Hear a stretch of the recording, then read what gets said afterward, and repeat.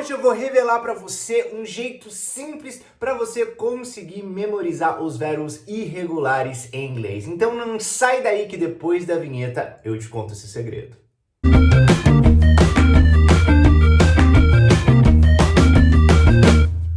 Hi and welcome to my channel. Eu sou o teacher Thiago Ferreira e hoje a gente vai falar sobre verbos irregulares, que são aqueles que são todos diferentões no passado e no particípio. Mas antes da gente ir adiante, não esquece de já deixar o seu like aqui, que é super importante para mim, e se inscrever se você ainda não for inscrito. Lembrando sempre de deixar o sininho ativado para receber notificação quando tiver vídeo novo aqui no canal. Então, bora começar! Bom, muita gente fica totalmente desolado quando vê os verbos irregulares no inglês e pensa, putz, vou ter que decorar tudo isso daqui, como é que eu vou fazer? Mas a primeira boa notícia que eu tenho para te dar é que, na verdade, os verbos irregulares são minoria na língua inglesa. E minoria mesmo. Existem cerca de apenas 200 verbos irregulares. É muito pouco. De vez em quando você fala, puxa, 200, né? Nossa, 200 parece tanto.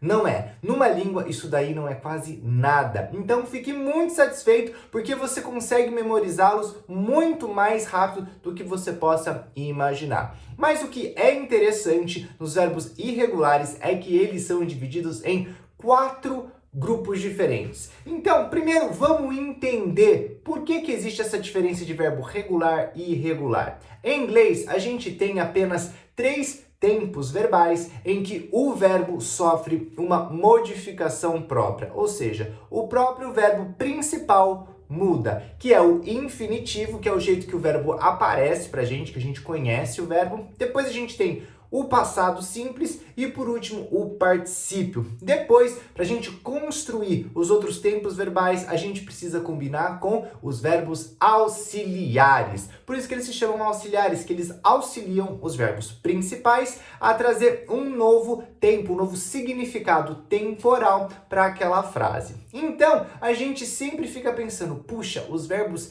irregulares, eles mudam completamente de aparência, né, de escrita e de pronúncia quando eles mudam o tempo verbal. Então, você tem o presente de um jeito, o passado de uma forma e o particípio também. Só que existem essas 4 categorias diferentes que eu mencionei para você, que a gente vai ver agora, para você já entender como é que você deve priorizar os seus estudos.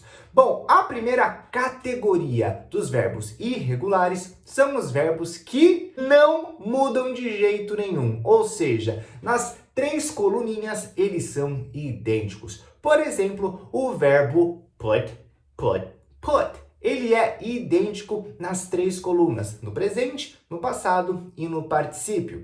Outro exemplo, cut, cut, cut, que é o verbo cortar, ou então hit, hit, hit, que é o verbo bater, atingir. Então, você percebe que essa daqui é a primeira coluna que você deve realmente focar, o primeiro grupo que você deve priorizar. Por quê? Porque é muito simples decorá-lo. Porque, afinal de contas, ele não muda de forma alguma.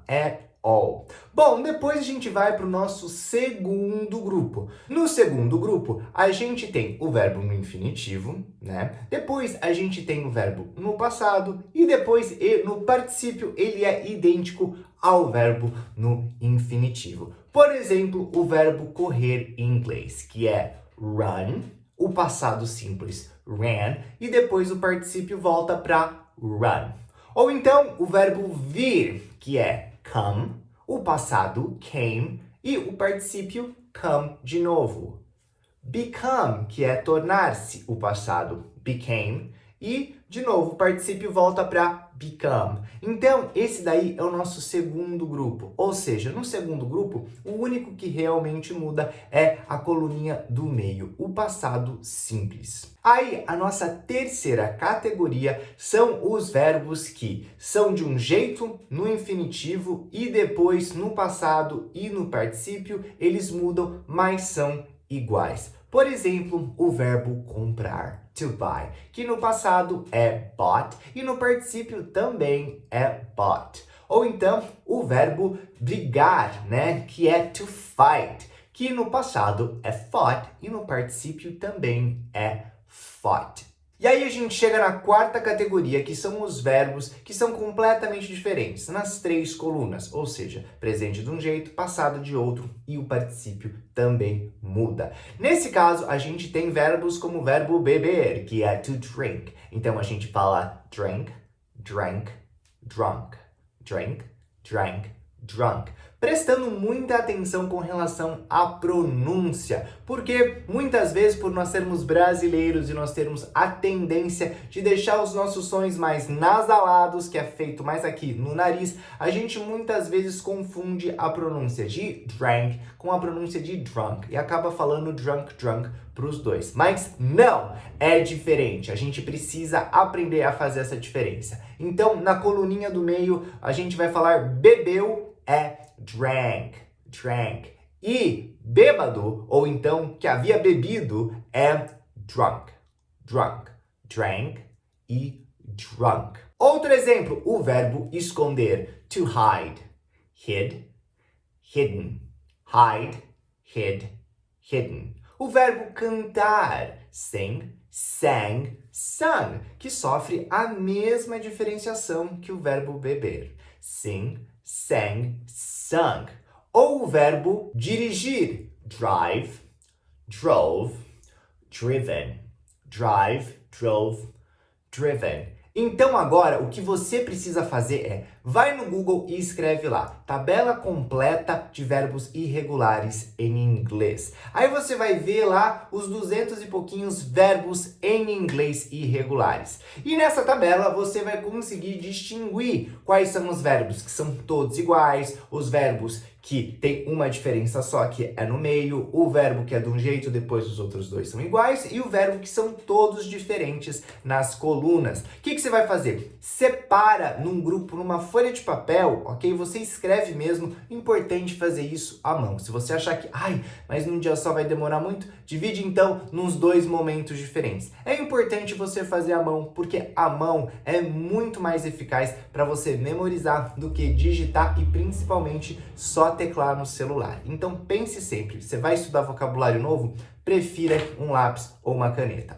Agora, quando você terminar de separar, entendeu? Em círculos diferentes, os verbos naquelas 4 categorias, chegou a hora de você priorizar o aprendizado deles, a memorização deles. Então, como é que você vai fazer isso? Você vai ficar apenas se repetindo? Não. O que você deve fazer é utilizar esses verbos em uma frase. De preferência, utilize essas frases nos tempos verbais que você quer aprender. Então, por exemplo, você vai fazer uma no presente, uma no passado e uma utilizando o particípio. Lembrando que o particípio a gente utiliza muitas vezes com o verbo present perfect ou past perfect, ok? Que é o have done, had done. Alright? Então, para você memorizar, é muito importante você utilizar essa técnica. Nossa, mas eu vou escrever tudo de uma vez? Óbvio que não. Aí você separa assim, esta semana eu vou aprender os verbos que são todos iguais. Então, sei lá, tem 30, 40 verbos que são todos iguais. Então, eu tenho essa lista e daí durante a semana eu vou fazer, sei lá, 3, 4, 5, 10 por dia nas frases para memorizar. Sempre que eu for começar a fazer os outros verbos, eu revejo aqueles lá para lembrar do que eu já estava estudando e vou seguindo. Você vai ver como você vai melhorar muito mais, porque muitas vezes a gente quer memorizar só olhando a tabela e repetindo os verbos, né? Hit, hit, hit, cut, cut, cut. E depois quando você guarda, aqueles verbos são só sons que não fazem muito sentido pra gente. Então, quando você utiliza eles numa frase, uma frase curta e que você conheça todas as outras palavras que você está escrevendo lá. Só o hit, só o verbo que seja a palavra nova que você está querendo memorizar. Isso é importante. Você vai perceber que fazendo isso, você consegue dar muito mais sentido para aquele verbo e aí ele consegue ser memorizado de uma maneira muito